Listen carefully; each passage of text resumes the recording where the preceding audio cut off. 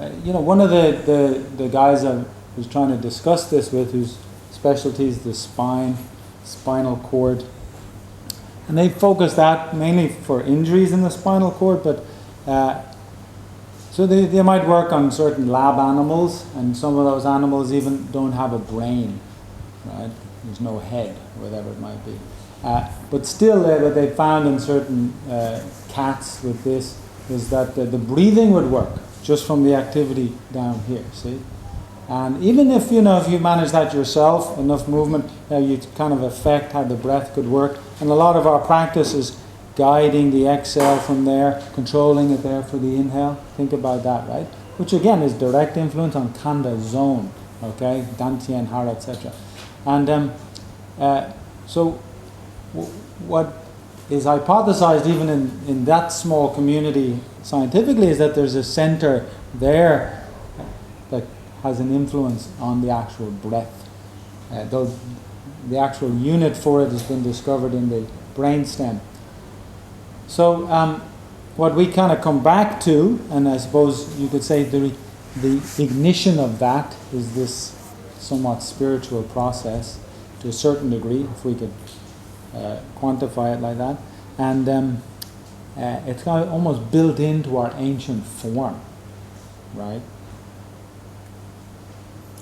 Again, these are hypotheses. Just to be happy.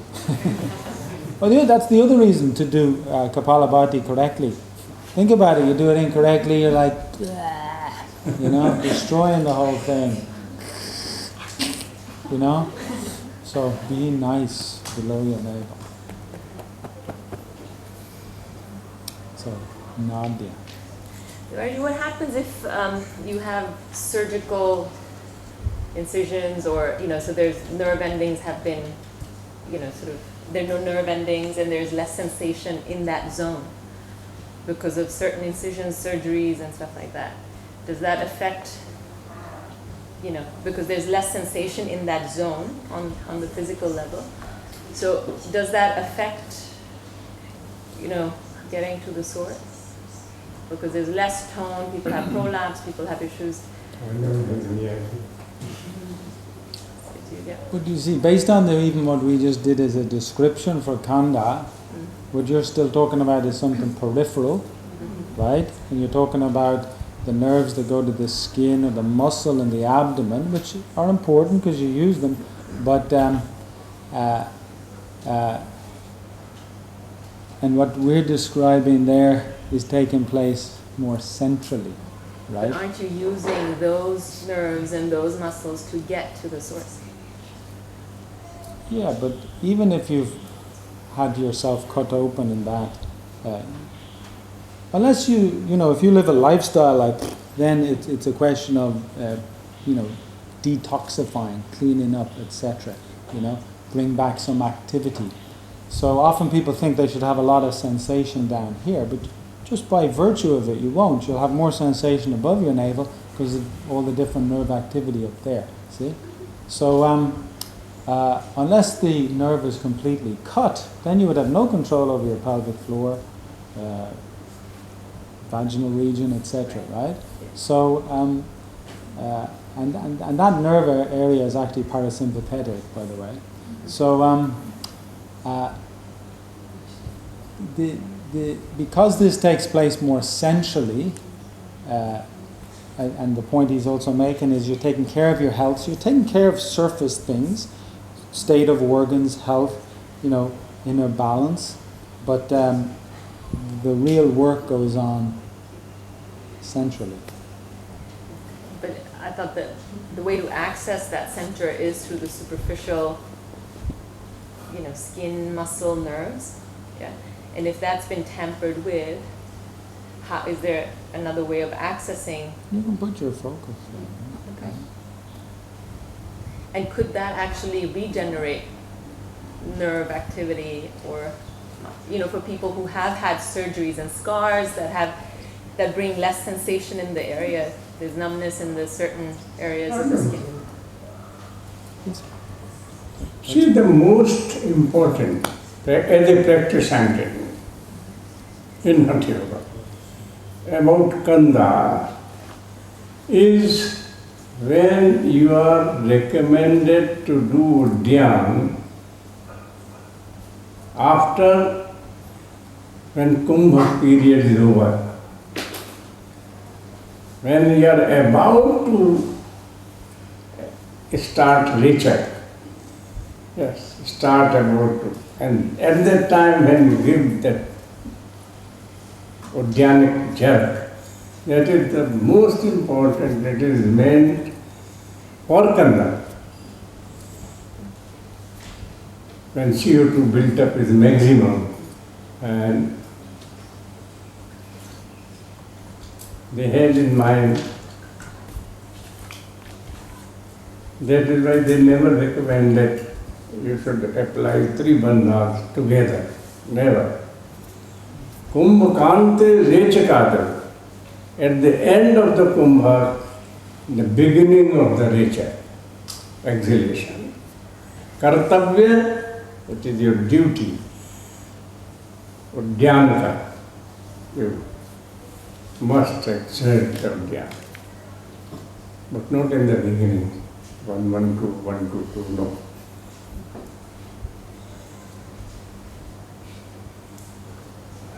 For that, you would need to be able to connect to the pelvic muscles, right? Which is training. I mean, that's years of all these practices. Asana, you do asana correctly, it should help. But if you do asana, or you can just do asana a little off and then miss all of that, see? And just by nature of doing Uddiyana, Dhanavali, Agnisara, Kapalabhadis, etc., it's helping in that. And it's not some supersonic power, it's just that you've managed to, and so, you can be cut, you can have had other things, I've been sliced open, appendix taken out, big long scar, there's zero impact on my ability to do any of that, right? It's a little, okay, your C-section might be in the middle, mine's on the right, my C-section's on the right. A-section, okay. But it has had zero impact. Admittedly, there is retraining you can do, for sure.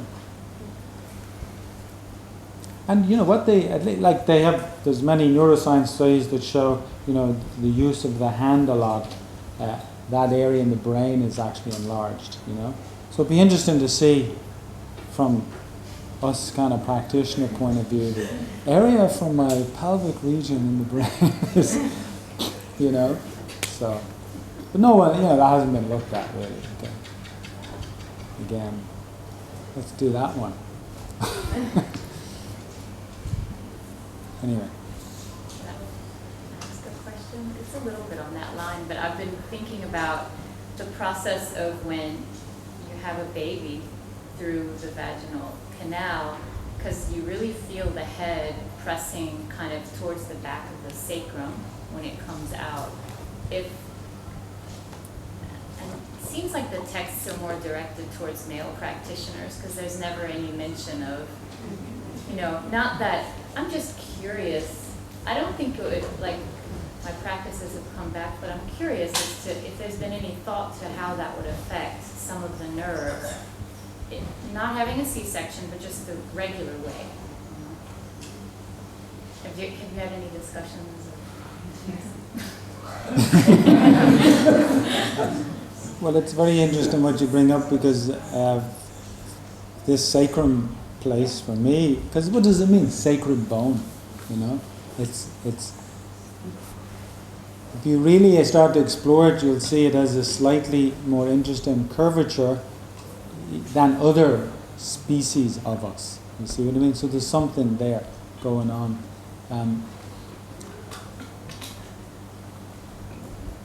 Personally, I don't It can think. move a little, like mine moved a little bit. Often in women, the sacrum shifts a little bit in relation to the pelvic bones. So there's sometimes a little bit of pressure on it. Personally, I don't think it will be any obstruction. Because in India there have been very, very advanced and famous lady's mom, sannyasi, say Anandamayi Ma. She had two issues. So much realized. So many. I think, the continuous practices, asana, mulbandha, etc., it brings the state normalcy.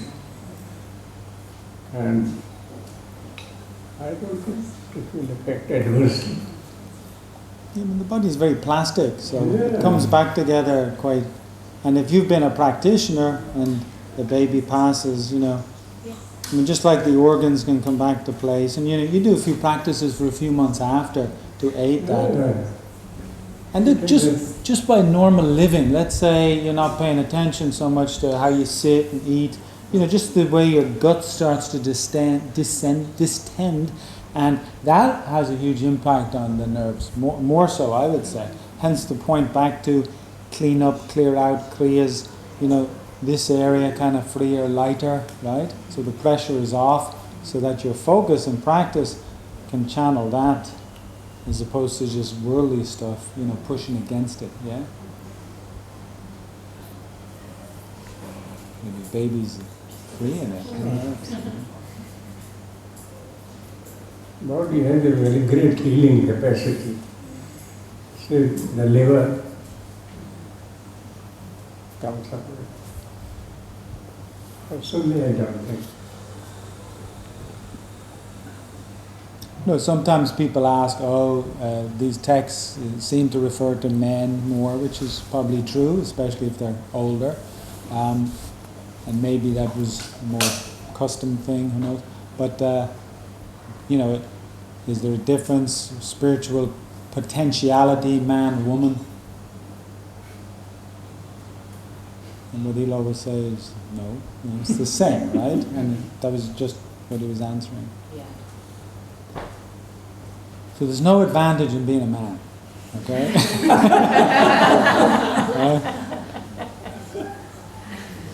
Many men might like to think so, but there's no advantage.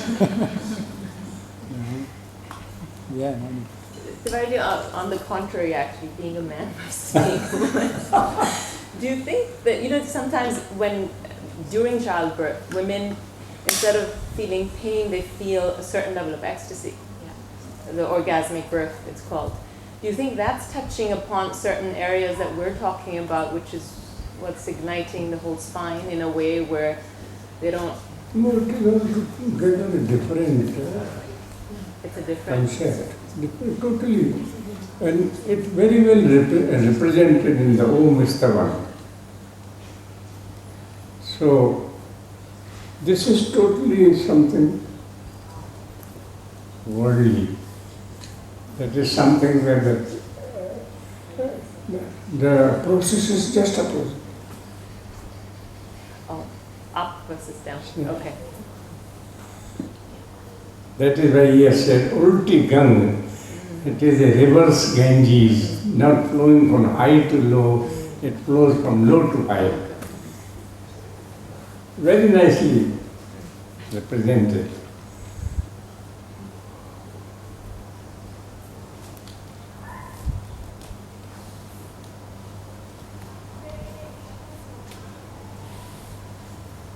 Related to today's lecture, so from your lecture, healthy physical condition is very important for spiritual growth. Physical and mental both. Physical and mental. Psychosomatic. But I'm wondering, how about the person who has incurable disease? Has what? So, incurable. Incurable. Incurable. Incurable, okay. Are they not possible to go on the spiritual growth in the final moment of their lives? I don't say cannot. Impossibility is not there, but it is little difficult. That is only what I say.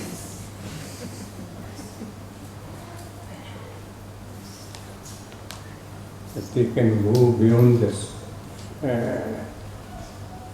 pain or something which is happening and can focus nicely.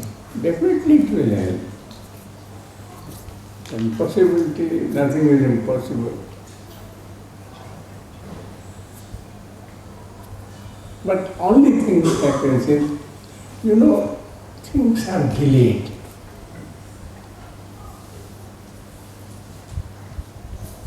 That is why they have always said, try to be healthy. It will shorten the time.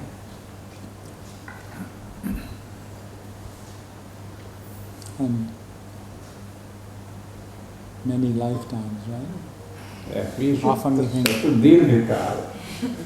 So, who knows what, you have to buy into the fact of many lifetimes, of course, but who knows what we've been through, how much and how long,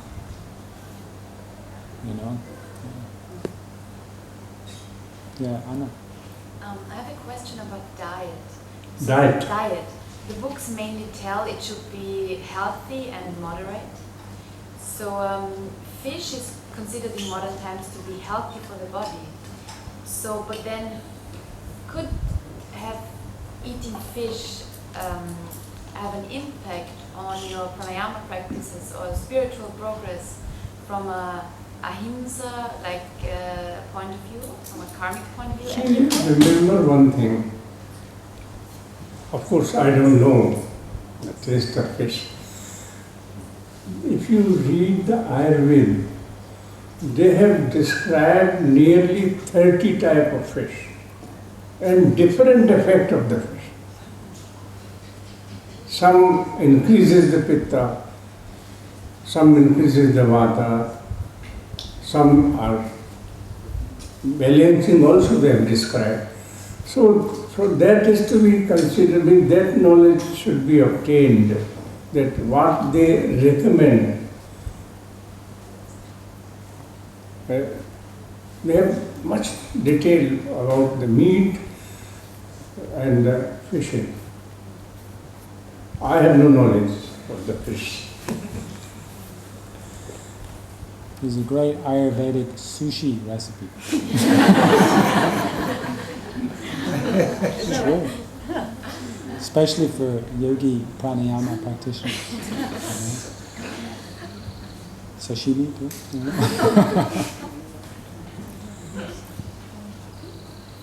If you read Ramakrishna, he's like, I had my fish curry today. Because if you're in Bengal, vegetarian means fish as well. See? Fruits of the vegetables of the sea.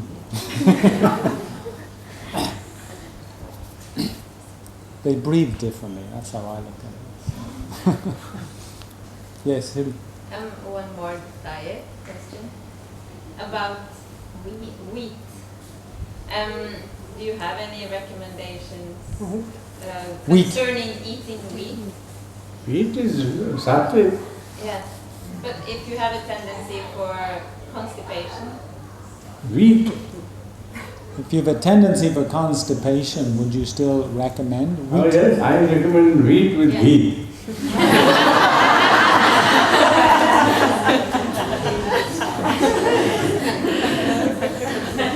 See, a lot of people eat bread and they feel bloated. That's the problem. Yes, See? that is, I recommend put nicely ghee and you will see the result. You can do it today and tomorrow let me know.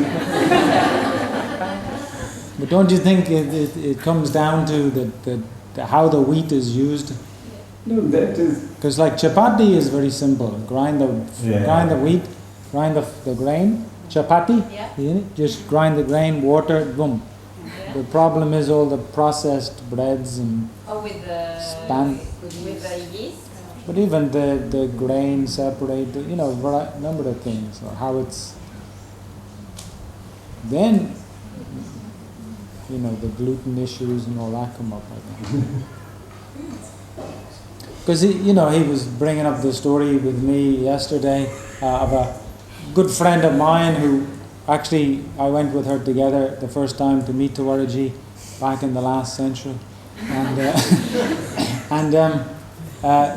when she was recently visiting, she was talking about being allergic to gluten, and he said, okay, come in anyway, and had a few chapatis and no problem, right? So the quality of the wheat and just simply made versus products processed, all that stuff. And you go in America now, I mean, there's gluten-free sections, it's big. But gluten's been sort of overused a lot, or over-processed. The problem is processed food. Hasn't the And then wheat, Guy. sorry, Yeah. No, you and then Guy. Yeah. the wheat, hasn't the seed been changed also? The wheat, the grain itself, has been changed since the last some years, and it's not the same wheat that He's never advised to keep for a long time. No, I understand. What I'm saying is that they've Changed by farming groups. Yes. Genetically modified as well, which is why the issues with intolerance, gluten and this, all of that. So it's not the same natural and pesticides. Monsanto ruled the world. So that's a problem. Guy, just Guy and then wrap up. Got to finish on a Guy now. All right. With the 4 stages of samadhi that you spoke of, is it necessary that someone would have to pass through each one as a kind of ladder, or could someone jump straight to one? Both possibility exist. One can jump also. One can start 1, 2, 3, 4 also. All depends on ghee. Naturally, I think we have to write a song about this. I've got you under my feet. Here is the example of ghee. In New York, she was not eating. Now she is nicely eating.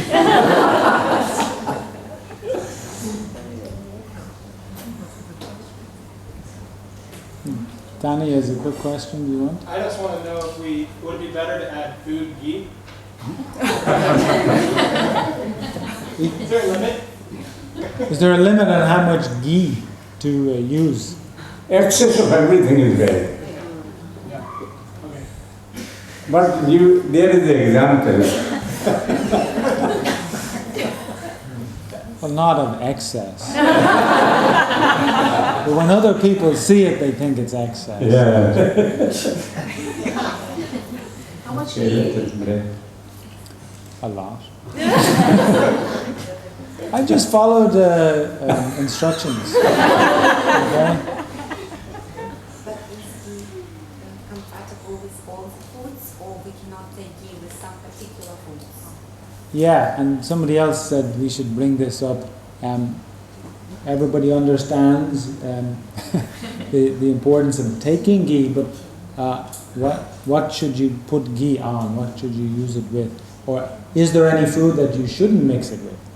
There is no food. Even curd? I don't know about non-veg. But Dahi? Dahi? Dahi? Curd. दही के साथ मिला सकते हैं? no. Dahi itself has a ghee. No yogurt, no curd. But you wouldn't put it on watermelon or... Don't talk of fruits. Fruits are different to food. Keep that in mind. The best is, Bread you can spread, vegetable you can put, rice you can put very well. soups.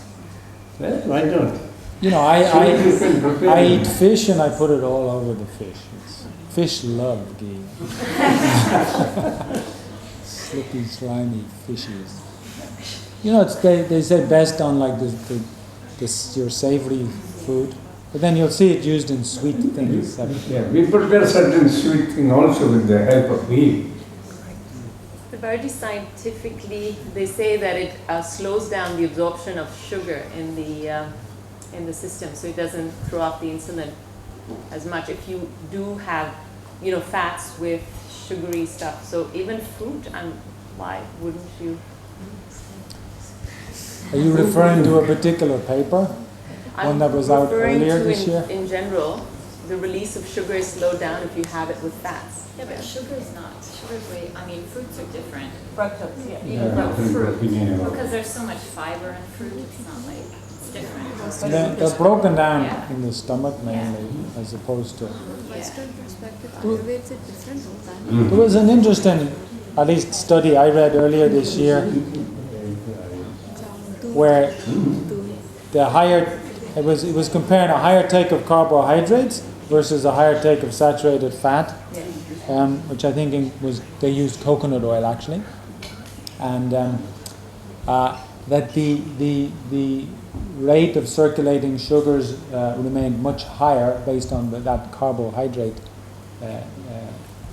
diet. I'll get the exact reference. And I have to read the note again. Break. Stop. Then change it. And recite